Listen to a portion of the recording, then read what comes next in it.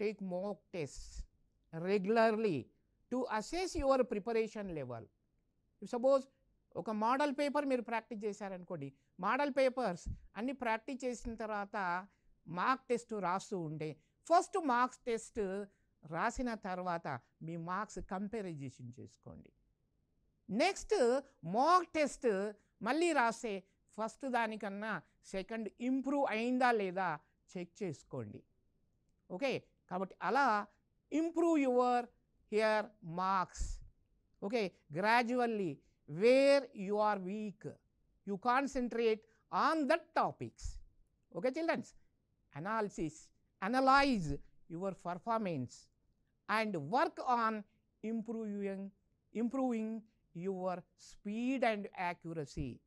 Speed going on continuation here, model papers and marks tests, when you are here practice, automatically your marks growth increases children.